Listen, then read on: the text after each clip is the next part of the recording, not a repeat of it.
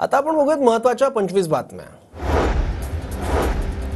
मुंबईतल्या परळ डेपोमध्ये सद्यस्थितीत प्रवाशांची ये-जा सुरू। मुंबई सेंट्रल वगळता इतर डेपोमध्ये आंदोलनाला अल्प प्रतिसाद। कल्याणच्या विठ्ठलवाडी आगारातील एसटी कर्मचारी संपावर। गणेशोत्सवासाठी कोकणात जाणाऱ्यांची आगारात गर्दी। एसटी कर्मचाऱ्यांच्या संपामुळे गावी जाणाऱ्यांचे हाल। पुण्यातील स्वारगेट बस स्थानकातून जाणाऱ्या गाड्या बंद। 500 कर्मचारी संपावर। एसटी कर्मचाऱ्यांनी आंदोलन पुकारल्यानं प्रवाशांचे मोठे हाल। कोकणातील एसटी कर्मचारी आंदोलनामध्ये सहभागी। गुहागर, दापोली, खेड डेपोमध्ये 100% बंद, तर चिपळूणमध्ये बंदला संमिश्र प्रतिसाद। नागपुरातील गणेशपेठ बस आगारातून सकाळपासून अनेक बसेस सुटल्या नाही। केवळ रात्री मुक्कामी असलेल्या बस सोडण्यात आल्या। बसेस बंद असल्यानं कामावर जाणाऱ्या कर्मचाऱ्यांचे हाल। नाशकात एसटी कर्मचाऱ्यांचा संप। नाशिक डेपोमधून सकाळपासून बस वाहतूक बंद। पगारवाढ, पेन्शनसह इतर मागण्यांसाठी आजपासून एसटी कर्मचाऱ्यांचं राज्यव्यापी संप। अमरावती जिल्ह्यातील एसटी सेवा सुरळीत। एसटी कर्मचाऱ्यांच्या कृती समितीकडून आंदोलनाची घोषणा। मात्र अमरावतीत संप नाही, कर्मचारी केवळ धरणे आंदोलन करणार।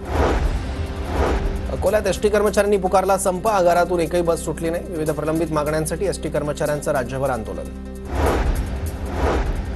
अहमदनगरमधील श्रीरामपुरात लालपरीला ब्रेक। जिल्ह्यातील सर्व डेपो एसटी कामगारांचा संपात सहभाग। अंतिम इशारा देऊनही मागण्या मान्य न झाल्यानं कामगारांचा संप।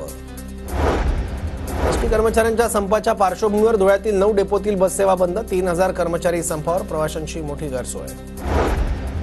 मुख्यमंत्री लाडकी बहीण योजनेसाठी अर्ज भरण्यासाठी सप्टेंबर अखेरपर्यंत मुदतवाढ। योजनेचा लाभ जास्तीत जास्त महिलांना मिळावा यासाठी मुदतवाढ। मंत्री अदिती तटकर यांची माहिती। नागपूर जिल्ह्यात थकबाकीपोटी 94,284 ग्राहकांचा वीज पुरवठा कायमस्वरूपी खंडित। 249 कोटी लाखांचं वीज बिल थकवल्याप्रकरणी महावितरणची कारवाई। ऐन गणेशोत्सव काळात आंबा घाटात वाहतूक कोंडी। आंबा घाटाच्या विस्तारीकरणाच्या कामाचा फटका। रत्नागिरी कोल्हापूर महामार्गासाठी ये-जा करणाऱ्या प्रवाशांचे हाल। गणेशोत्सव काळात भंडारा किंवा प्रसादामध्ये भेसळ होऊ नये प्रसादात, यासाठी अन्न व औषध प्रशासन सज्ज। मिठाई, खवा, तुपासह खाद्यतेलातील भेसळ रोखण्यासाठी एफडीएची विशेष मोहीम। नवी मुंबईत 791 घरांवर खासगी बांधकाम व्यावसायिकांचा डल्ला। आर्थिक दुर्बल आणि अल्प उत्पन्न गटासाठी बांधलेल्या घरांवर डल्ला। मोठे बांधकाम व्यावसायिक अडचणीत येण्याची शक्यता।